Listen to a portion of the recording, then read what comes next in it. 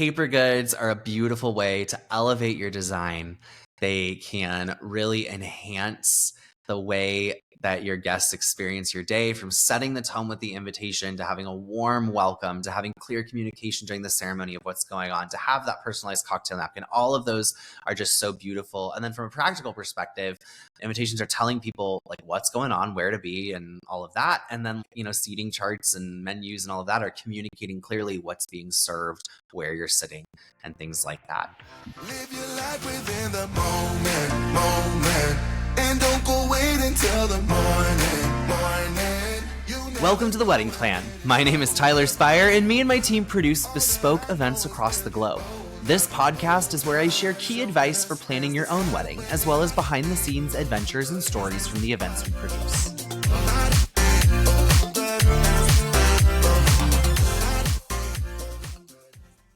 Hey friends, and welcome to The Wedding Plan. We've been having so much fun over the past few episodes talking about various design elements, rentals, lighting, florals, and today we're talking about paper goods. Specifically in this episode, we're going to focus a little bit more on invitations and then also the paper goods you need at your wedding itself. If you're interested in learning more about Save the Dates, we have an episode earlier this season titled Save the Dates that you can go back and listen to that kind of takes you back to the beginning of paper goods. But now we're in the design process, we're booking our vendors, and it's time to talk about booking the stationer or the creative partner to create your invitations and day of paper goods. Most of the time, our team will book one person to do the invitations and the day of paper goods, and ideally the save the date too, all the way through, so that there's just like one beautiful creative process from start to finish. All the fonts match, all the styles match, and all the things. But every once in a while, the save the date is its own unique creation, and the invitation is its own unique creation, and the day of is its own unique creation, with all different people doing it. And for some wedding styles and things, that makes sense. Sometimes it's a stylistic choice, sometimes maybe it's a budget choice, but regardless, we want our paper goods to tell one unique story all the way through for your day. The invitation sets the tone for the wedding. The save the date can be a little more playful. It does set the tone to some extent, but it's mainly, again, to get people to save the date. The invitation, now we're getting closer. Invitations we usually have mailed based on postal delays and all the things. We're saying they should be mailed at about 3 months out from the wedding, sometimes a little bit earlier. We want to make sure they're in hand by at least 2 months out, and then we want to have your guests RSVP by like 30 days out. But you're getting closer to the wedding, right? It's being received. People are starting to get excited, and the invitation just is a great way to create something really beautiful and unique and get your guests excited. From a practical perspective, your invitation needs to include at least some sort of card saying you're getting married and the date and where it's going to be and how to RSVP. Those are like the most basic tenets of an invitation. And there are so many creative different kinds of invitations, different styles of invitations, but that's what you need. We like to, take it a step further. I like to have an invitation card, often with a little bit more formal wording, although we've had couples go very informal and more playful with it. But again, that usually has like the couple's names. And there's so many great resources out there and so many nuances on, if you're listing your parents' names, if you have parents who are divorced, how do you do that? If you have a parent who's deceased, how do you do that? So there's lots of nuances and etiquette, and I'm not going to get into that in this episode because those things exist online. I love the different articles on brides.com on how to do all of this. I find them super helpful.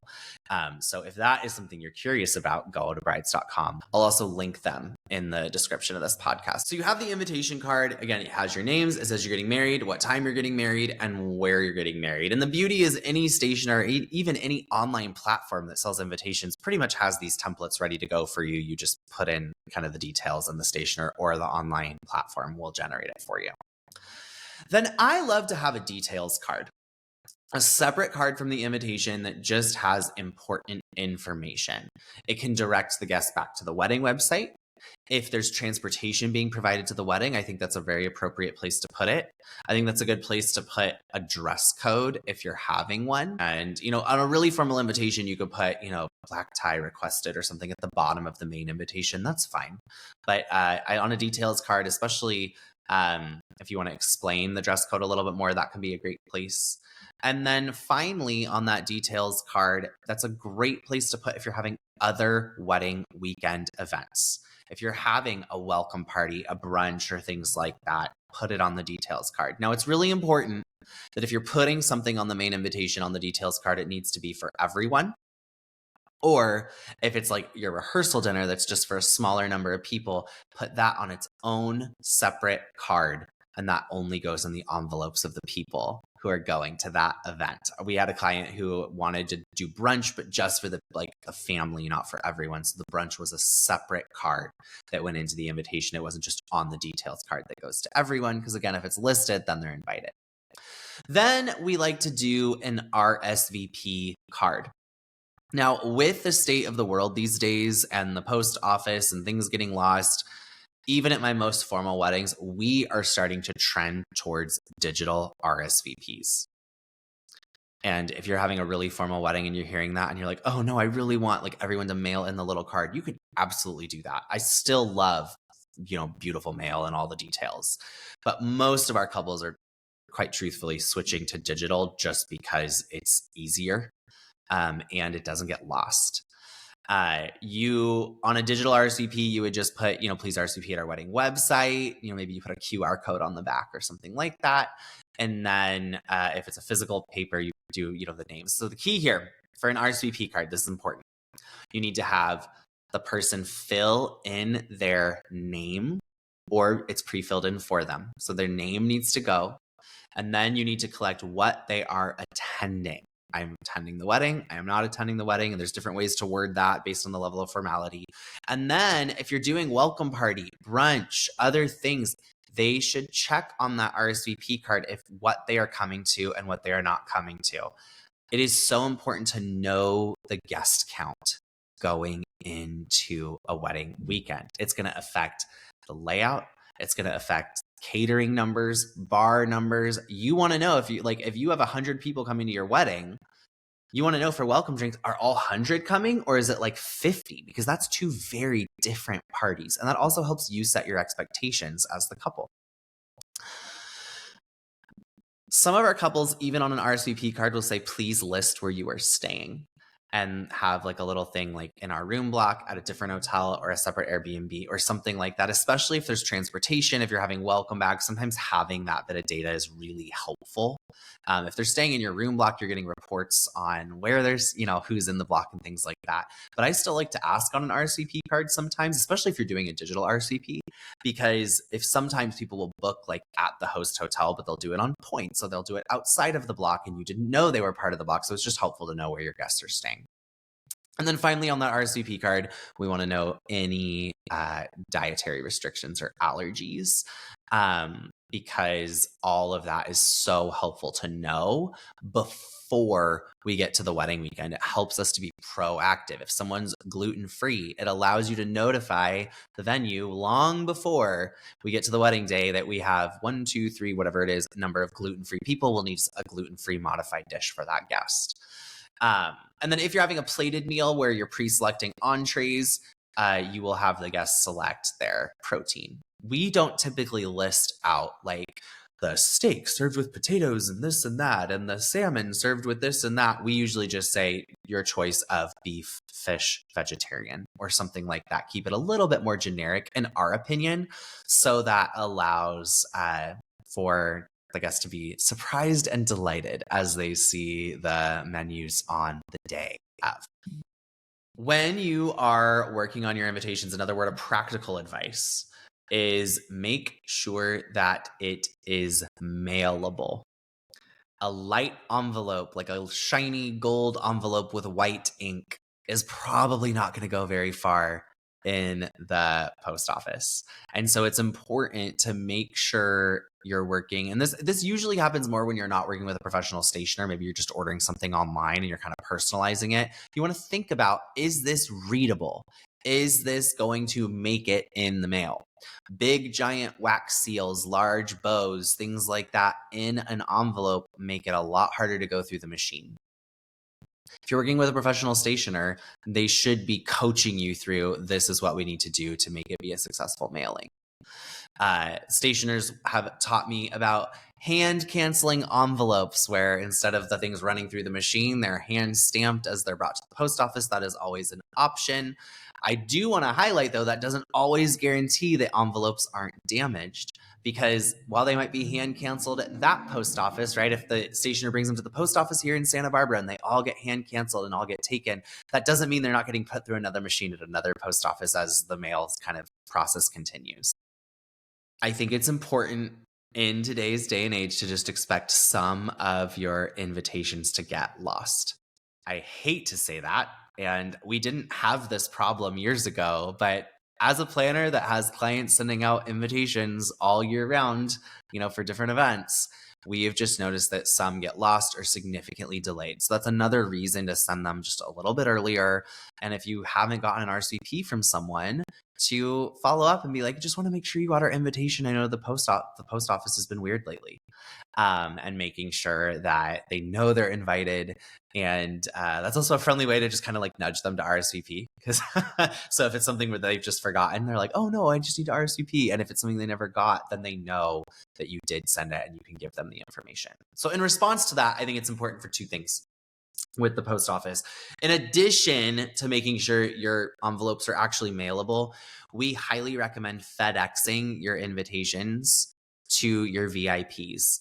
We've had clients consider doing this for all of their guests. That can get very expensive, but it's absolutely doable. But maybe for like your parents and yourselves, have them FedEx. So you just know, or hand delivered if you guys all live in the same town or whatever, but maybe not mailing those, so that those envelopes are like really beautiful. Those are usually the people that are going to keep it for forever, right? In the memory bin or in the scrapbook or however you save your memories. So making sure that those don't go through the mail, but get mailed in a special way, or just hand delivered, I think is important. And then number two, have a digital copy of the invitation made. Often in the proofing process, when the invitation is being designed, if you're ordering it online, it says, do you want a proof? Always say yes. And if you're working with a stationer, they're always going to give you a proof. You'll be given like a PDF of the invitation. Save it. So that way, if something did get lost in the mail and there's not time to mail something new to that person, you have a digital copy so that you can email it to them and be like, this is what was sent to you in the mail. Here's all the information. We would love to have you at our wedding. And it makes that communication much, much easier. So we've talked a little bit about like what goes into the invitation and some strategy around mailing it. Let's talk about choosing the right artist for your invitations. Just like with the florist, we recommend looking at someone's portfolio, seeing what they do, and choosing them based on their strength. In this creative realm, when someone is creating art and they are running a business and they are putting things out there that they are creating, you want to make sure that you like what they are creating. You don't want to pick someone and have them completely reinvent the wheel for you. Now, there are some artists that can just like do pretty much anything, and their portfolio shows pretty much anything, and that's amazing. And if you like one of those styles or you want them to create something unique, then run with it. But if it's someone who does like really timeless classic invitations and you're looking for something really modern and clean and unique, it's probably not the right fit. And it sounds like I'm just stating the obvious, but I can't tell you how many times over my career doing this, I've had couples be like, well, I like this stationer, but I don't like anything in their portfolio. I'd rather have them create something like this. And that's where I'm like, hey, wait. We probably just need them to go create something that they're going to thrive in, or we just need a new artist. And then again, sometimes due to budget, due to constraints of maybe the artist we wanted is booked and this is the only one available, or whatever it is, then you kind of modify that. But in general, you want to choose someone who is going to play to their strengths in creating art for you. After we choose our stationer and work on invitations, often as we're doing the invitations, we're choosing the fonts and the colors and the style and the paper and all the things. And it's this fun, creative process that's happening through invitations. Once the invitations are done in our creative process, we then move on to day of paper goods. Day of paper goods are the pieces of paper or other mediums across your wedding weekend that bring your guests through the weekend. They add such an elevated layer of communication, of experience when you bring them in, and when you do them really beautifully, they can just really elevate the decor. We like our couples to think about having the following. One would be some sort of like welcome letter or welcome booklet as you check into the hotel or in the welcome bags or something like that. Then we get to welcome drinks. If you're having that, maybe some sort of welcome sign that says welcome to our wedding weekend. Cocktail napkins at the bar are always a fun touch. A cute bar menu featuring a signature cocktail or just featuring what's available if you're not doing a signature cocktail. And then moving on to wedding day, again, maybe some sort of welcome sign. If it says welcome to our wedding weekend, you could use the same sign from the night before if it's stylistically in line. If it's different, that's fine. Maybe you want a ceremony program, especially for like religious or cultural ceremonies. We highly encourage having a program that explains what's going on, but also love a good traditional program moment, kind of listing out your bridal party, who your parents are, kind of the order of the ceremony, if there's any musicians, who they are, things like that. And then at cocktail hour, you're going to want a bar menu, some sort of cocktail napkins, any signage that you need for your guest book or anything else that's going on. And then you're going to need your seating chart. The purpose of a seating chart is to escort people to their seat.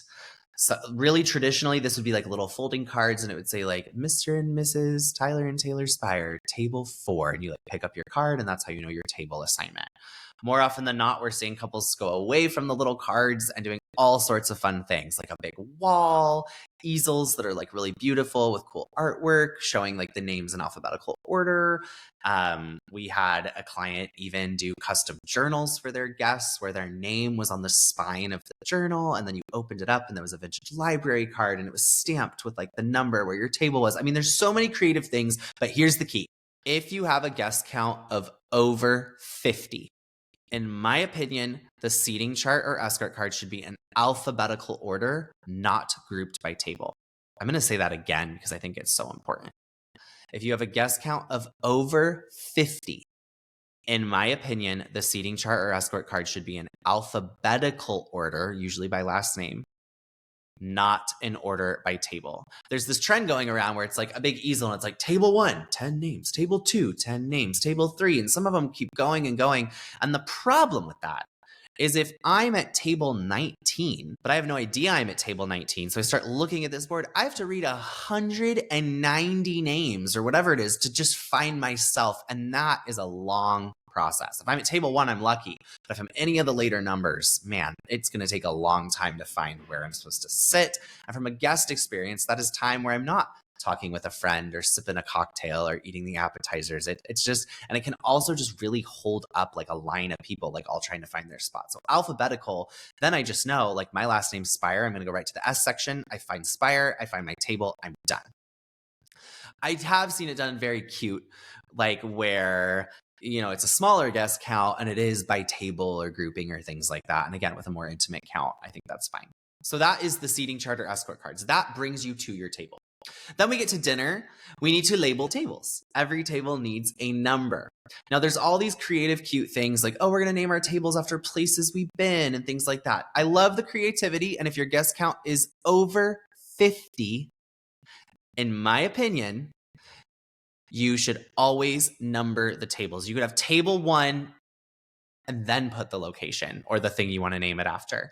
Because if I'm a guest and I'm at table Paris and I walk into a room with 30 tables, I have no idea what that means, right? Like Paris could be any one of these, and I'm going to be wandering around and be looking at the service like, where's Paris, right? But if I'm at table 20 and the tables are done in an organized numerical fashion, if I'm looking and I'm seeing table 1 and 2, I know I'm not close to 20. I need to keep going towards until I find the number that's closer. So the numbers are very practical when you have a guest count that is larger and you have lots of tables. You can still be creative. You can still have beautiful moments. You can still name tables after things. Just say table 1 at the top and then put the location so people can appreciate when they get there. At the table, we recommend having a printed menu.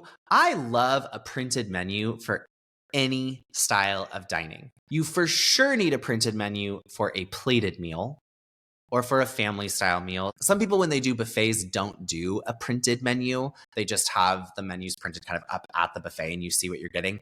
I like having a printed menu because I find with all of the dietary restrictions and preferences and things, I think it's nice for people to see exactly what they are going to be eating, whether it is plated or family style, or they're even getting up to go to a buffet or a food station. I think it's nice to know, and it's a conversation starter. If it's food stations and there's like a really cool Mediterranean station and a taco station and a whatever it is, right, all over the room, I can look and have a conversation and sit down and be like, oh, wow, that looks really good. I want to try that one. I'm going to try that one first. Or I'm going to, and you just gets people excited about the food. Or if I look at it, I might be like, oh, that's not my preference. I'm going to go skip that station and go to this one instead. Giving people the menu gives them the power to decide like what they're going to, want, what they're maybe not going to want. If they notice there's something that maybe there is an allergy, they can ask about it. And it also gives a beautiful design moment on the table. It really completes the setting. If you were doing a plated meal, you need to assign not just the table, but also the seat. So for example, I am at table 7. I have a plated meal. I RSVP'd for my beef dish or whatever it is. I come down and at the table, either on my menu or on a place card at my place setting, it will have my name. This way, your servers know exactly who is where. And some people will switch their seats, and I just, as a planner, I can't stand it when people do that, but it happens. And the servers then know, okay, table 4 has 3 beef, 3 fish, 2 vegetarian, and they're in this order. It goes beef, fish, vegetarian, this. So when the plates are being dropped, it can just be done seamlessly. So you want to assign the seat. Another pro tip is if you're having a plated meal where people have pre-selected entrees, on the menu, only print what they ordered. It's an extra layer of work. What we do, the stationers do this all the time. If you're ordering menus online or something like that, this is really important. If they've pre-selected the entree, don't list all 3 entree choices, because what happens is someone will sit down and they'll be like, oh, but the fish looks really, really good. I think I want to switch to that. And granted, most catering teams have some extra dishes in the back. Like they're able to accommodate those requests and be like really polite with those requests. It happens. But listing options gives the sense of choice.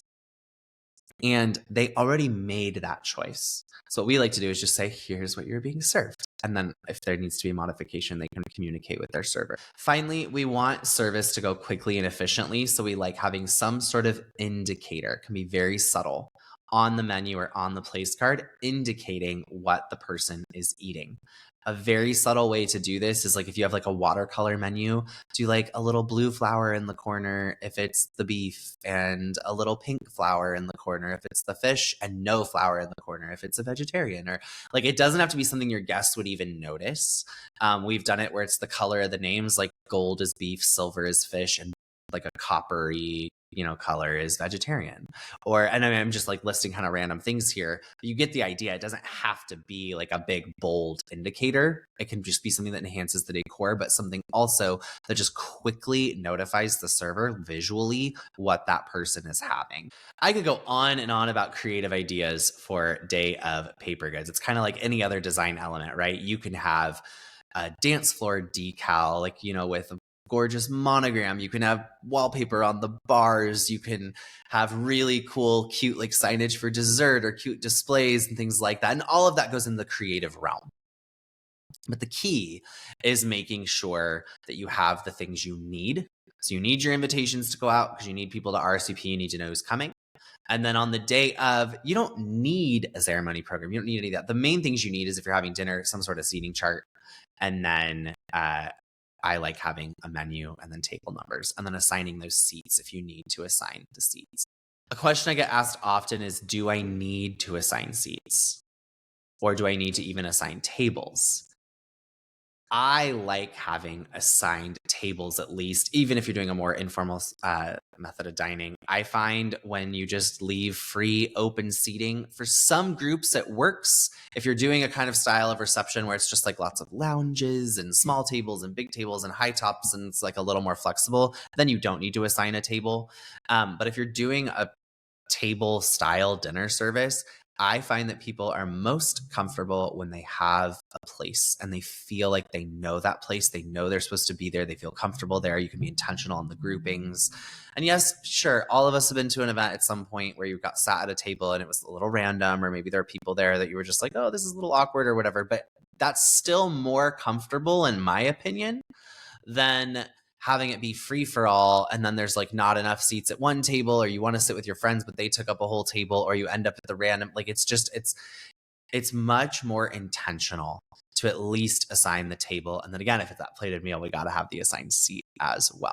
Choosing the right partner for your paper goods, in addition to style, also just their experience and things like that, is so important. We want to make sure that your paper goods will be delivered in a timely fashion.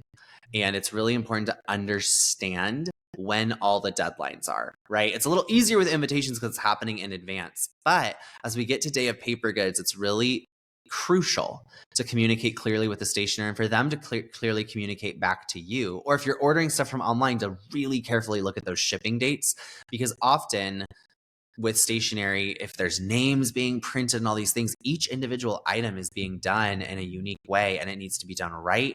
It needs to be proofread really well. We want to make sure those menus perfectly match what's on your catering order. Often I'll send a proof of the menu to the hotel or catering manager or caterer to approve it before it goes to print, just to be like, make sure we missed nothing and that the verbiage totally matches what chef is envisioning and what the couple chose at the tasting and all the things like that. But choosing the right partner is so important, because you don't want someone who's going to not be able to deliver in time or not get you the information. And you also want someone who's able to work with you if you have that last minute guest, that last minute thing, knowing what the boundaries are of, hey, like, when's the last possible time I can add a menu or something like that. Pro tip here, always order extra of everything with blanks, because then if you have that last minute swap, like someone's bringing their date, but then their date gets sick and so they're bringing a friend, or I don't know, just things come up, right? Like then you have blanks and options to be able to sub day of. In conclusion, friends, paper goods are a beautiful way to elevate your design. They can really enhance the way that your guests experience your day, from setting the tone with the invitation to having a warm welcome, to having clear communication during the ceremony of what's going on, to have that personalized cocktail napkin. All of those are just so beautiful. And then from a practical perspective, invitations are telling people like what's going on, where to be, and all of that. And then, seating charts and menus and all of that are communicating clearly what's being served, where you're sitting, and things like that. So as we move forward with this podcast, we are coming to an end of talking about booking the right team. And now we're going to talk a little bit about that time leading up to the big day. And then we'll end this season and see what comes next. Live your life within the moment. And don't go wait until the morning. You never know when it is over. All that I know is we'll get older. So let us dance this night away.